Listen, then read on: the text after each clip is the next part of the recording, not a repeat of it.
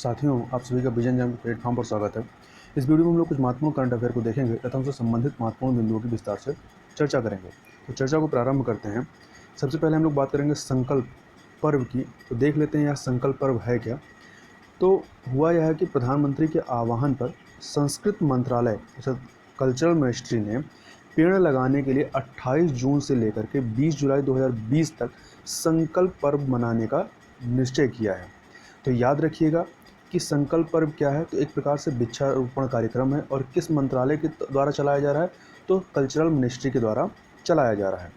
अब कुछ अन्य चीज़ों को भी यहाँ पर देख लें। तो कल्चरल मिनिस्ट्री यह अपेक्षा रखता है कि इस दौरान मतलब 28 जून से लेकर के 20 जुलाई 2020 के मध्य में उसके सभी अधीनस्थ कार्यालय, अकादमी, संलग्न संस्थान, संबद्ध संस्थान अपने अपने परिसरों में या उसके आसपास जहाँ भी संभव हो वहाँ वो लोग अवश्य पेड़ लगाएंगे। तथा कल्चरल मिनिस्ट्री ने उन 5 पेड़ों को प्राथमिकता दी है जिन्हें प्रधानमंत्री द्वारा रेखांकित किया गया है और जो देश की जड़ी बूटी संबंधी विरासत का सटीक प्रतिनिधित्व करते हैं। तो ये 5 पेड़ कौन से हैं जिनको प्राथमिकता दी जाएगी? पहला है बरगद, दूसरा है आंवला, तीसरा है पीपल, चौथा है अशोक और 5वां है बेल का वृक्ष। तथा संस्कृत मंत्रालय से संबंधित संगठनों को यह सुनिश्चित करने को कहा गया है कि इन 5 पेड़ों को लगाने के अलावा प्रत्येक कर्मचारी अपनी पसंद के भी कम से कम एक पेड़ अवश्य लगाएं।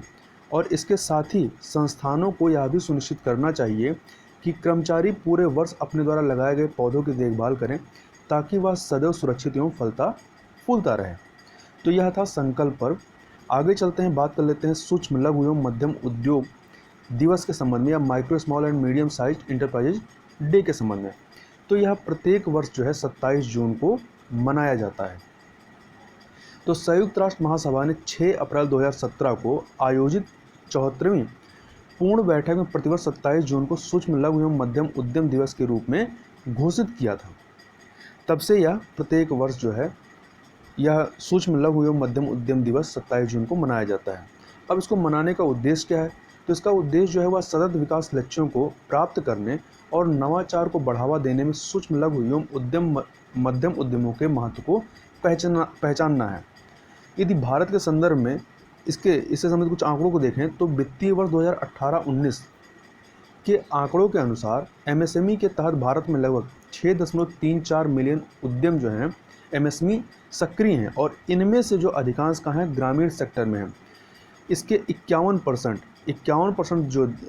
जो इसकी संख्या है एमएसएमई की वो आपके ग्रामीण क्षेत्रों में स्थित हैं। तथा अभी हाल ही में क्या हुआ कि सरकार ने एमएसएमई की परिभाषा में परिवर्तन किया है। परिवर्तन क्या किया है? पहले जो परिभाषा होती थी कि वह किसी उद्यम में कितना निवेश किया गया, कितना इन्वेस्टमेंट किया गया है, उसके आधार पर उसको सूक्ष्म लघु या मध्यम की कैटेगरी में रखा जाता था।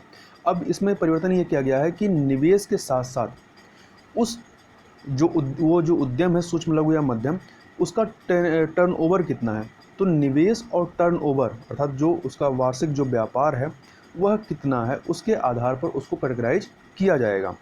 तो देख लें नई परिभाषा के अनुसार सूक्ष्म उद्यम किसे कहेंगे? तो सूक्ष्म उद्यम वह है जिसमें संयंत्र और मशीनरी तथा उपकरण में 1 करोड़ से अधिक का निवेश नहीं होता है तथा जिसका कारोबार 5 करोड़ रुपए से अधिक नहीं होता। मतलब सूक्ष्म में क्या होगा कि इन्वेस्टमेंट 1 करोड़ रुपए तक और जो उसका टर्नओवर होगा वो कितना होगा? 5 करोड़ रुपए से कम होना चाहिए।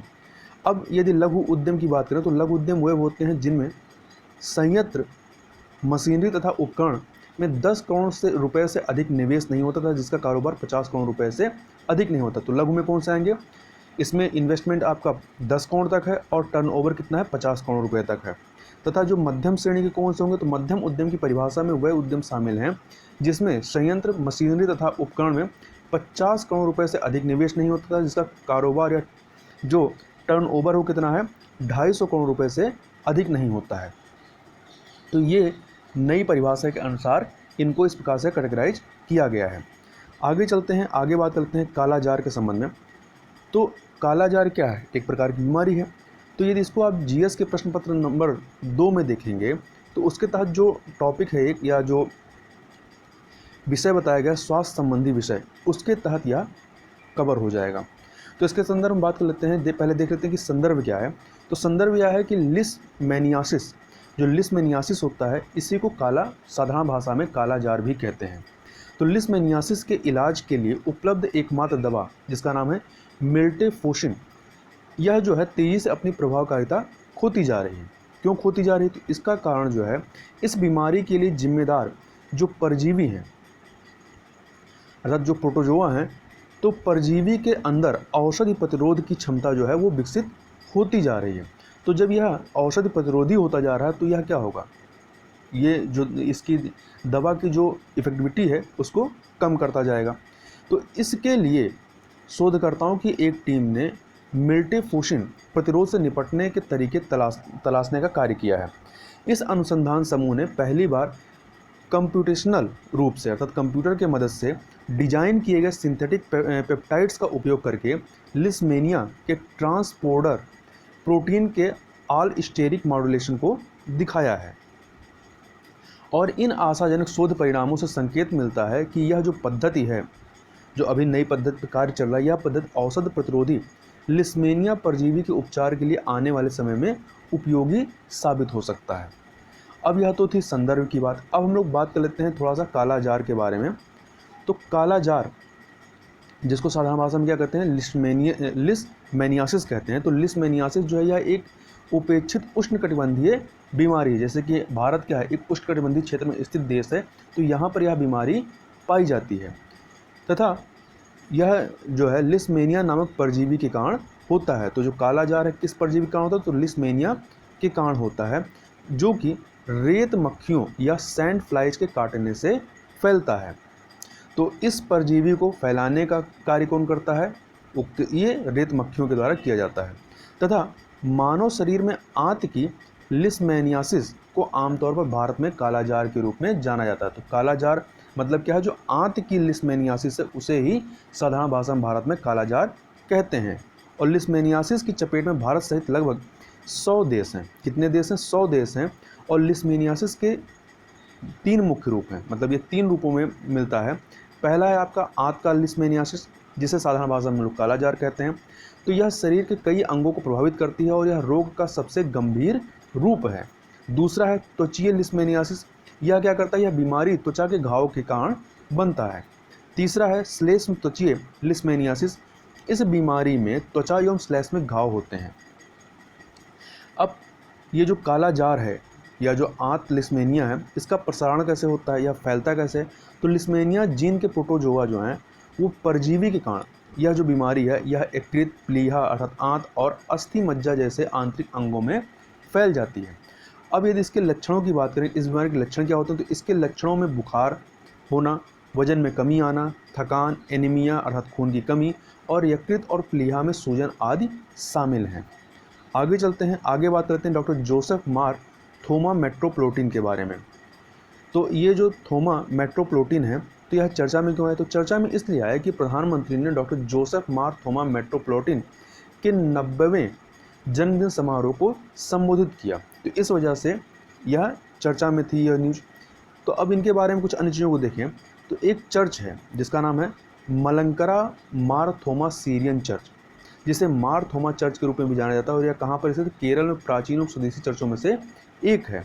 और परंपरागत रूप से यह माना जाता है कि ईसा मसीह के एक शिष्य जिनका नाम था सेंट थॉमस, इन्होंने 52वीं ईस्वी में 52वीं ईस्वी में भारत आकर के इस चर्च की स्थापना की थी।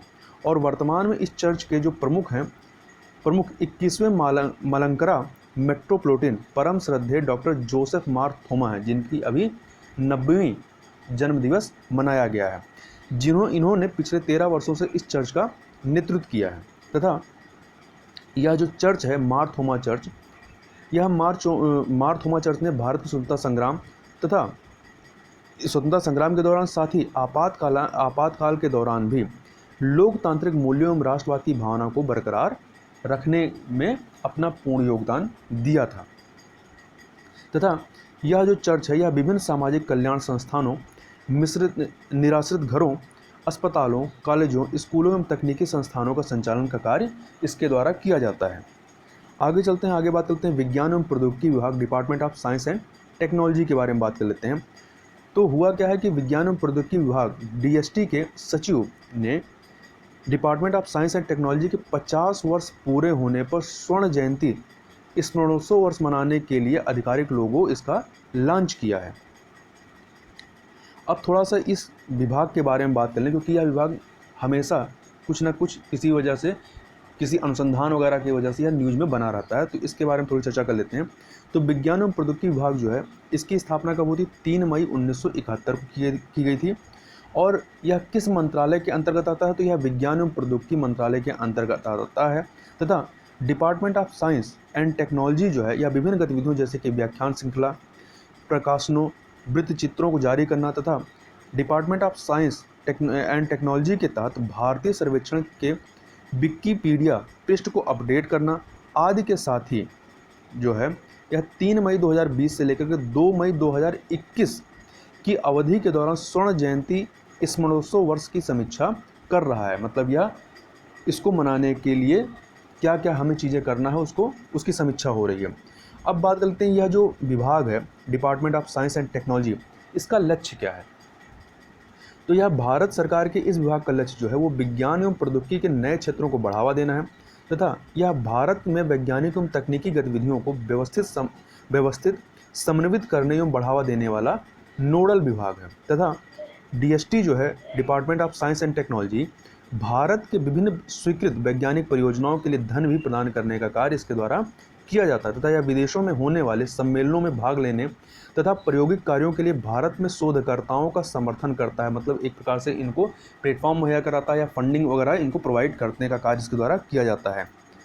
आगे चलते हैं, आगे हम लोग बात करते हैं वार्षिक TB report 2020, annual TB report 2020 के संबंध में।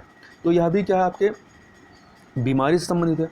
तो यह भी आपके जीएस के प्रश्न पत्र नंबर 2 के अंतर्गत स्वास्थ्य संबंधी विषय के तहत यह कवर हो जाएगा। तो संदर्भ देख लेते हैं कि संदर्भ क्या है। तो हाल ही में केंद्रीय स्वास्थ्य और परिवार कल्याण मंत्री द्वारा वार्षिक टीबी रिपोर्ट 2020 जारी की गई है। और याद रखिएगा कि यह रिपोर्ट किसके द्वारा प्रकाशित की जाती है और तैयार की जाती है। तो वार्षिक टीबी रिपोर्ट को केंद्रीय टीबी प्रभाग स्वास्थ्य और परिवार कल्याण मंत्रालय भारत सरकार द्वारा तैयार एवं प्रकाशित किया जाता है। अब यह जो रिपोर्ट है इसकी जो प्रमुख बिंदु हैं या जो प्रमुख फाइंडिंग है उनको एक बार देख लेते हैं।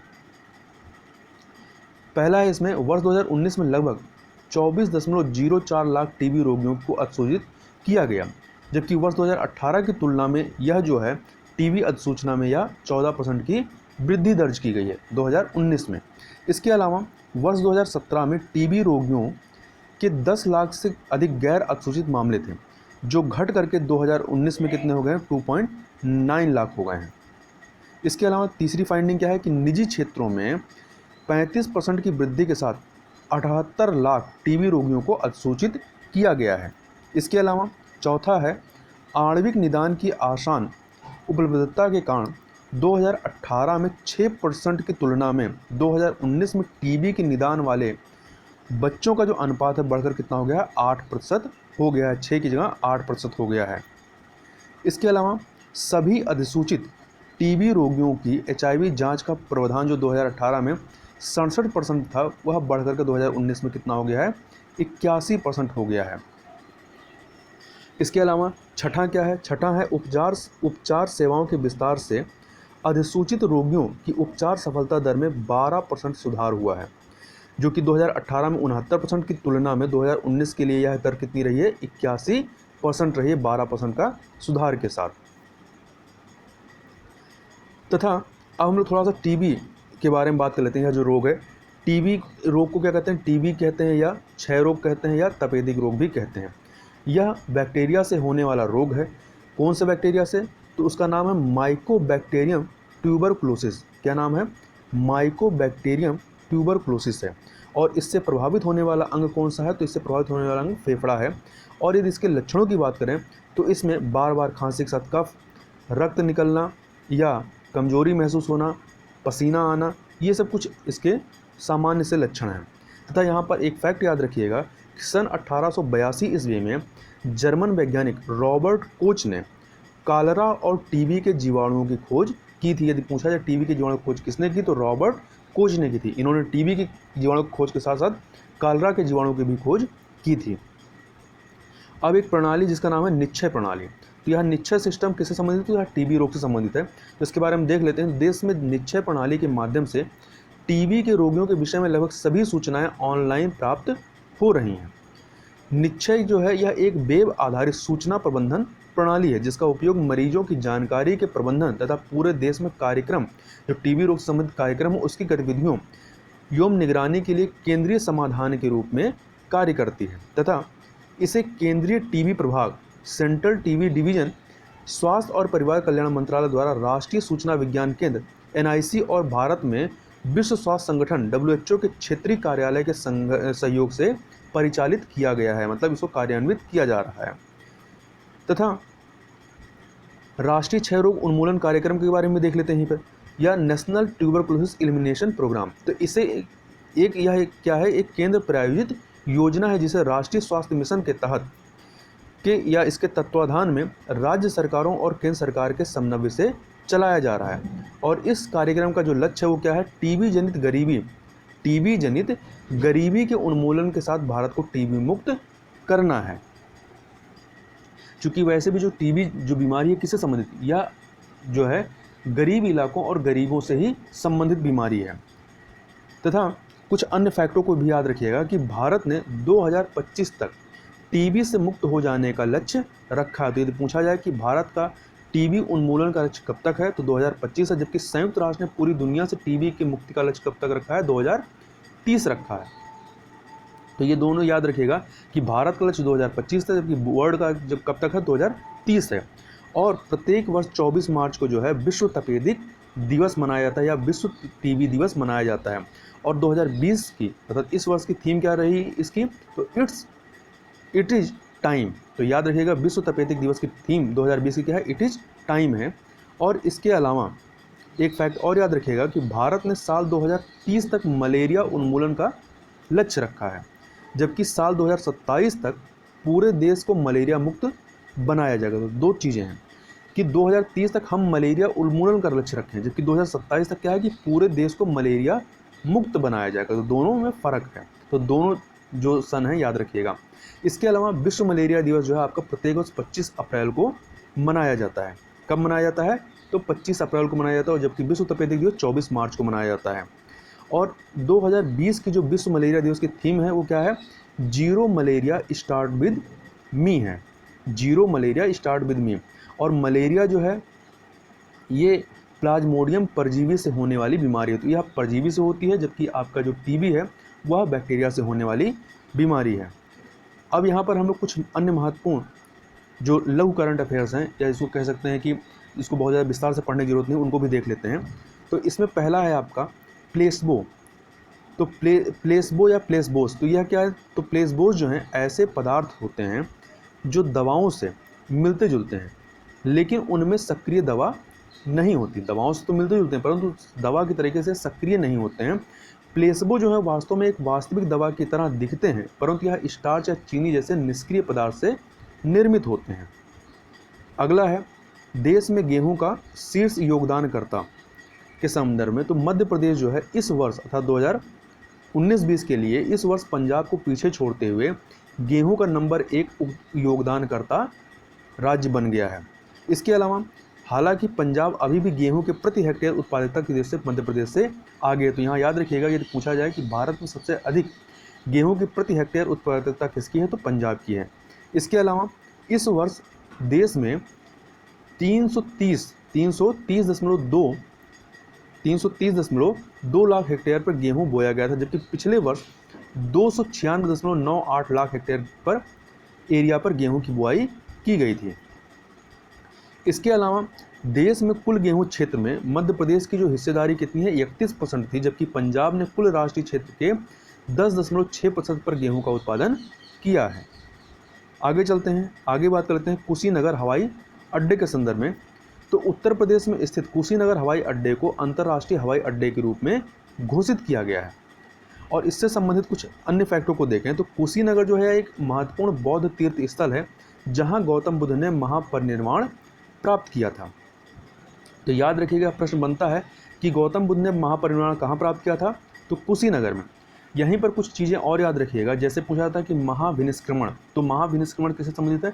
तो गौतम बुद्ध के जब उन्होंने अपना गृह त्याग किया था, घर छोड़ा था, तो उस प्रक्रिया को या उस घटना को क्या कहा जाता है? महाविनिष्क्रमण कहा जाता है। और यदि आप पूछा जाए कि महात्मा बुद्ध ने अपना प्रथम उपदेश कहाँ पर दिया था, तो सारनाथ में दिया था। और यह जो प्रथम उपदेश देने की जो घटना थी उसे क्या कहते हैं? धर्मचक्र परिवर्तन कहा जाता है। इसके अलावा यहाँ पर और देखें तो कुशीनगर जो है, कुशीनगर आसपास के परिवेश में कई अन्य बौद्ध स्थलों जैसे कि श्रावस्ती यहाँ से 238 किलोमीटर है, कपिलवस्तु 119 किलोमीटर है और लुम्बिनी 195 किलोमीटर है, इससे जुड़ा हुआ है। तो लुम्बिनी में तो इनका जन्म हुआ था, ठीक है। तो इस प्रकार से ये जो जितने भी क्षेत्र, ये स्थल हैं, ये बौद्ध से संबंधित हैं।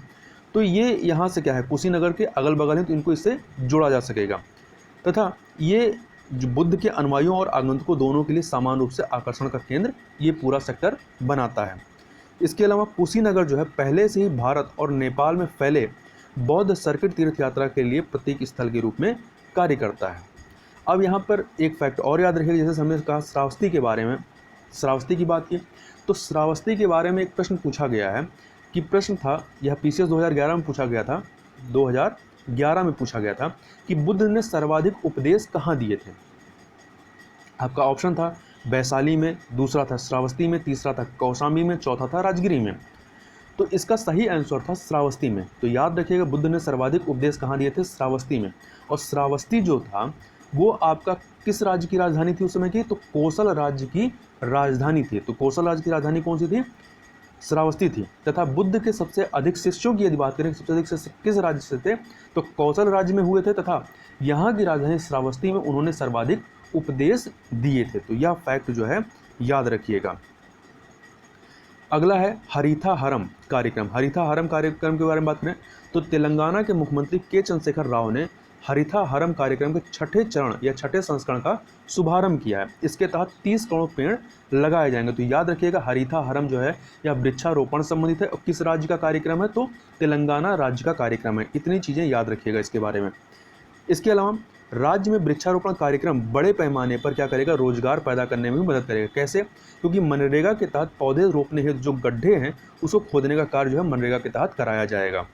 इसके अलावा तेलंगाना का हरिथा हरम कार्यक्रम जो है यह राज्य सरकार द्वारा क्रियान्वित व्यापक वृक्षारोपण कार्यक्रम है, जिसके तहत राज्य में वृक्षों के क्षेत्र को 24% से बढ़ा करके 33% तक बढ़ाने का लक्ष्य जो है वो निर्धारित किया गया है। और यह कार्यक्रम कब प्रारंभ हुआ था? क्योंकि अभी यह छठा चरण इसका चल रहा है, तो इसको प्रारंभ किया गया था 3 जुलाई 2015 को। 2015 में इसको प्रारंभ किया गया था। तथा तेलंगाना के बारे में एक फैक्ट और याद रखिएगा कि तेलंगाना का गठन कब हुआ था? 2 जून 2014 को भारत के 29वें राज्य के रूप में, 29वें राज्य के रूप में इसका गठन हुआ था। किससे अलग करके? आंध्र प्रदेश से अलग करके। और यदि वर्तमान में पूछा जाए कि वर्तमान में कितने राज्य हैं, तो वर्तमान में 29 राज्य नहीं है बल्कि 28 राज्य हैं। क्यों? क्योंकि जम्मू कश्मीर का राज्य का दर्जा छीन लिया गया, ठीक है। तो अब वह क्या है? संघ शासित प्रदेश है। तो 28 राज्य हैं और 9 संघ शासित प्रदेश हैं। तो 2 संघ शासित प्रदेश बढ़े हैं, कौन से? जम्मू कश्मीर और आपका लद्दाख। आगे चलते हैं मुख्यमंत्री मातृ पुष्टि उपहार योजना। तो यह जो है कुपोषण और मातृ मृत्यु दर से मुकाबला करने हेतु त्रिपुरा सरकार ने मुख्यमंत्री मातृ पुष्टि उपहार योजना की शुरुआत की। तो याद रखिएगा मुख्यमंत्री मातृ पुष्टि उपहार योजना किस राज्य सरकार की है या किस राज्य की है? तो त्रिपुरा के राज्य की है। अब इसके तहत कुछ अन्य चीज़ों को देखें तो इस योजना के तहत राज्य सरकार द्वारा गर्भवती और स्तनपान कराने वाली महिलाओं को मुफ्त में पोषण किट प्रदान किया जाएगा। मतलब एक किट दी जाएगी जिसमें इनके पोषण के लिए जो भी चीज़ें आवश्यक उनको उपलब्ध कराया जाएगा और प्रत्येक किट का मूल्य लगभग 500 रुपये तक होगा। अब थोड़ा सा कुपोषण देख लें। कुपोषण यदि आपसे पूछ लें कि कुपोषण क्या होता है, साधारण भाषा में बताइए कुपोषण से क्या समझते हैं? तो कुपोषण को अंग्रेजी में माल न्यूट्रिशन भी कहते हैं। कुपोषण वह अवस्था है जिसमें पौष्टिक पदार्थ और भोजन जो है अव्यवस्थित रूप से लेने के कारण, मतलब अव्यवस्थित रूप से या बहुत ज़्यादा ले रहे हैं या बहुत कम ले रहे हैं, या मतलब जितना संतुलित वे में मिलना चाहिए उस तरीके से नहीं ले रहे हैं। तो अव्यवस्थित रूप से लेने के कारण शरीर को पूरा पोषण नहीं मिलता है और जिसके कारण गंभीर स्थितियां शरीर के अंतर्गत पैदा हो जाती हैं।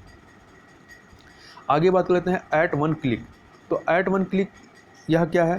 तो यह एक योजना है। गुजरात के मुख्यमंत्री ने राज्य के तकरीबन 13,000 सूक्ष्म लघु और मध्यम उद्यमों MSME की सहायता करने के लिए एट वन क्लिक नाम से एक पहल की या इनिशिएटिव की शुरुआत की है। एट वन क्लिक नामक इस ऑनलाइन वित्तीय सहायता पहल के तहत गुजरात सरकार द्वारा एमएसएमई और बड़ी औद्योगिक इकाइयों जैसे कि कपड़ा उद्योग सहित को वित्तीय सहायता प्रोवाइड की जाएगी, मतलब उपलब्ध कराई जाएगी। तो याद रखिएगा, एट वन क्लिक किससे संबंधित है? एमएसएमई से को वित्तीय सहायता उपलब्ध कराने से संबंधित है और किस राज्य की है? गुजरात राज्य की है। अगला है बिनी महाजन। तो बिनी महाजन कौन है और क्यों चर्चा में है? तो आईएएस अधिकारी बिनी महाजन को पंजाब की पहली महिला मुख्य सचिव नियुक्त किया गया। तो इसलिए महत्वपूर्ण हो जाता है, पूछा जा सकता है कि अभी हाल ही में बिनी महाजन को पहली महिला मुख्य सचिव के रूप में कहाँ नियुक्त किया गया, किस राज्य में नियुक्त किया गया है? तो पंजाब की पहली महिला मुख्य सचिव नियुक्त की गई हैं और ये पूर्व मुख्य सचिव कर्ण अवतार सिंह का स्थान लेंगे। तो इस प्रकार से यहाँ पर हम लोगों ने कुछ महत्वपूर्ण करंट अफेयर को देखा। तो इस वीडियो में बस इतना ही, मिलते हैं नेक्स्ट वीडियो में, तब तक के लिए बहुत बहुत धन्यवाद।